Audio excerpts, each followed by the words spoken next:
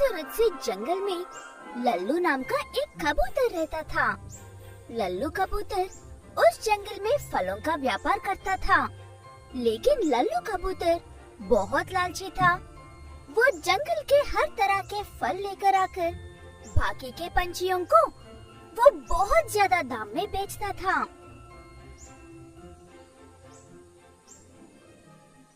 क्या लल्लू चाचा, इतना ज्यादा दाम बता रहे हो? थोड़ा कम करो, मैं 1 किलो ज्यादा ले लूंगी। ये क्या कह रही हो नीतू चिड़िया?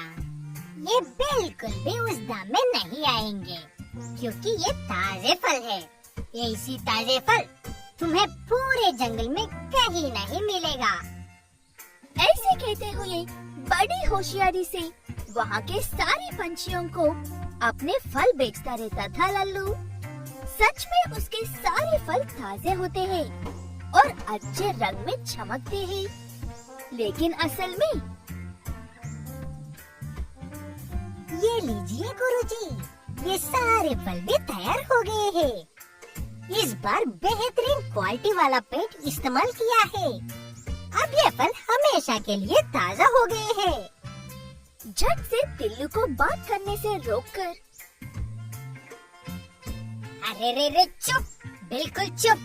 लगता है तुम मेरा सारा व्यापार बर्बाद करना चाहते हो। ये बात किसी को पता नहीं चलनी चाहिए। तो ये है लल्लू कबूतर का व्यापार।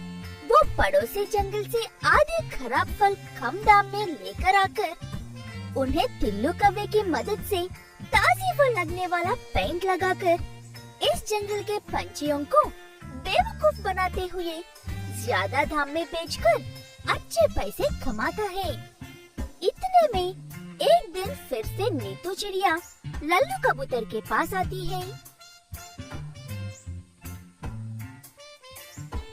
लल्लू चाचा, पता है तुम्हारे पास से खरीद हुए सारे फल खराब हो गए हैं और ऊपर से मैं ज्यादा दाम देकर खरीदे थे। वो बातें सुनकर क्या कहना चाहिए कुछ समझ में नहीं आता है लल्लू कबूतर को, इसलिए बावला बावला होता रहता है। उसके साथ टिल्लू कौवा होता है। ये क्या नीतू चिड़िया, तुम और तुम्हारा शक? बाहर धूप देख रही हो कितनी तेज है। ऐसे में फल यूं ही खराब होते हैं। तुमने शायद उन फलों को फ्रिज में नहीं रखा है, इसीलिए खराब हो गए हैं। ऐसे कहते ही नीतू को भी कुछ समझ में नहीं आता है, इसलिए नीतू चिड़िया चुपचाप वहाँ से चली जाती है। उसके बाद काफी खुश होता है लल्लू कबूतर। टिल्लू कौवे, तुम्हारा दिमाग लाजवाब है।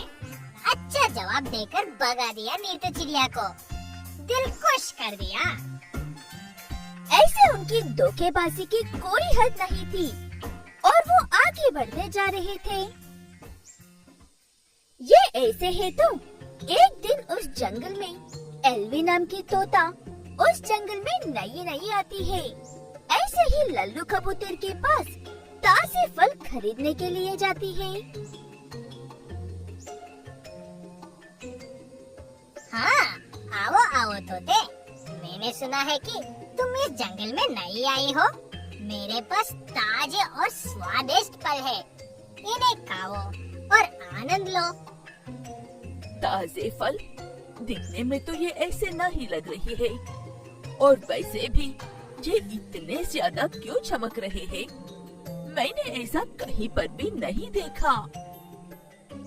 असल में एल्वी तोता एक डॉक्टर है और काफी होशियार भी है, इसलिए लल्लू के फल ताजे नहीं है कहकर यूं ही पहचान लेती है। लेकिन लल्लू चालाकी से, यही तो मेरे फलों का खासियत है एल्वी तोता, इसीलिए ही तो तुमने आज से पहले ऐसे चमकने वाले फल नहीं देखे हैं। इसीलिए ही मेरे पास दाम भी सबसे ज्यादा ही होता है। एल्वी तोते को शक तो होता है, लेकिन बिना कुछ कहे चुपचाप वहाँ से फल खरीदकर चली जाती है। ऐसे उन फलों को खाकर देखा तो वो सारे खराब थे। उसके बाद से असल में क्या हो रहा है ये जानने की कोशिश करती है एल्वी तोता।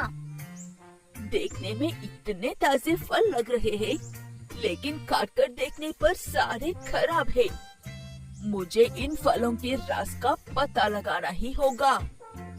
ऐसे कहते हुए अगले दिन लल्लू कबूतर का पीछा करते हुए जाती है एल्वी तोता। लल्लू कबूतर टिल्लू कौवे से रंग लगाकर तैयार हो चुके फल लेकर आने के लिए जा रहा था। ऐसे लल्लू कबूतर का पीछा करते हुए जा रही एल्वी तोता को सारी धोखाधड़ी की बात समझ में आ जाती है। ये लो लल्लू, खराब होने के लिए तैयार सारे फल में रंग लगा दिया है। इन्हें ले जाकर आराम से बेच दो। हाँ हाँ टिल्लू, ये पूरे तरह से खराब होने से पहले ही इन्हें मेरे पास से बेच देना चाहिए। ऐसे कहते हुए वहाँ से जा रहे लल्लू कबूतर को और उस घटिया काम में मदद कर रहे टिल्लू कौवे को एल्वी तोता ले जाकर पुलिस वालों के हवाले कर देती है। तुम्हारी वजह से कितने पंछियों की तबीयत खराब हुई है पता है? उन सारे पंछियों का इलाज करके ऐसा तुम्हारे फलों की वजह से ही हो रहा है जानकर असल बात जानने के लिए आई थी मैं। मेरा अनुमान गलत नहीं है, ये बात तुम दोनों ने साबित कर दी है। उसके बाद पुलिस पंछी उन दोनों को जेल में डालते हैं। लालच के चक्कर में आकर आखिर में सब कुछ खोकर जेल में बैठना पड़ रहा है। तुम्हारी लालच में मदद करके मैं भी तो जेल में ही बैठता हूँ।